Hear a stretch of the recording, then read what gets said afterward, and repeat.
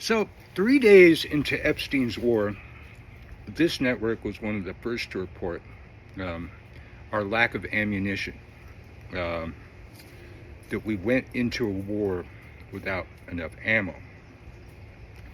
Furthermore, we went into what it costs to produce the ammo. In other words, we typically use 3 interceptor missiles to take down one Iranian drone. That's a couple million apiece, and we can only build about 5 of them in a week.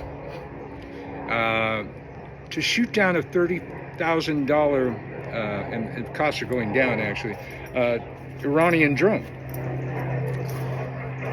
who can produce 300 a week, and probably probably up their production capacity since then. So while we're playing these little games of ceasefire, this is what happens in a ceasefire.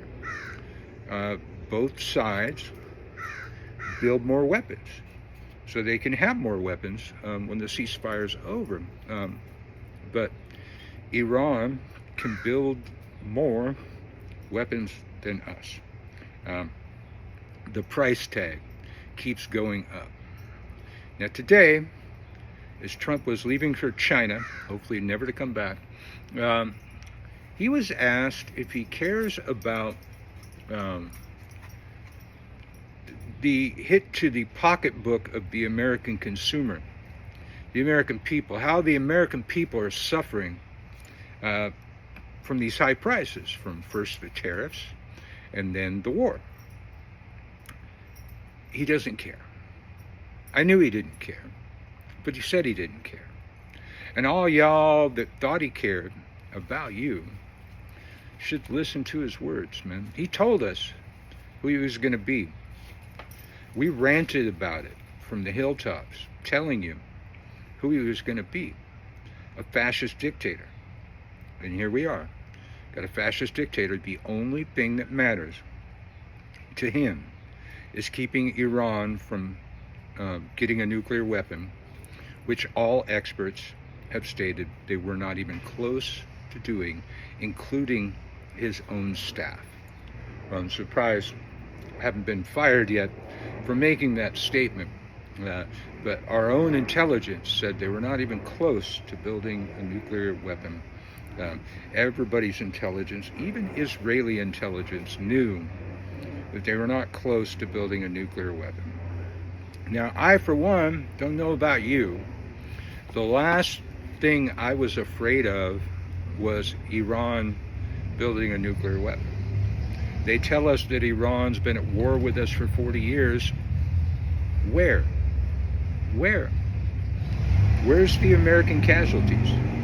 Outside of 1980-something in Lebanon, when one of their proxies blew up a Marine base, where? What? I lived through the hostage crisis. I know what happened there. Where's Iran been attacking us? Why were we worried about Iran having a nuclear weapon when North Korea has a nuclear weapon that could reach the west coast of the United States? Not too concerned about that, are we? You know, my whole life I was worried about Russian nuclear weapons, which can span the globe. They're always in range. Iran didn't have that. Even if they were close to having a nuclear weapon, they were not. They did not have a global weapon, an ICBM. They didn't have it. They weren't close to having it. And I don't think we were high on their radar at this time. They had their own local problems. Okay, whine. Iran chants death to America. So fucking what? So what? Iran's been chanting that forever. Iraq was chanting that forever. Half of the Middle East is chanting that forever. Who gives a shit? Somebody's chant is the thing that you fear, not their nuclear weapon. So we're going to continue with this quagmire to try and distract from the Epstein files. And we all need to be focused. This is Epstein's war. This is Epstein's war. It will continue to be Epstein's war. They will tell us about aliens now. And now it's, alien versus predator. They're going to talk about UFOs to try and distract us, anything they can, from the Epstein files.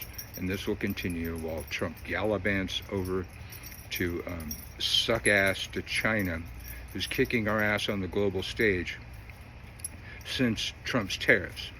And I want to remind y'all, they have such short memories. America was energy independent under Biden. America had the strongest economy America ever had, and for the first time in our history, we beat China. Our economy was stronger than China under Biden. Learn to read, learn to math, learn to not be such a stupid, dumb fuck. America, caca.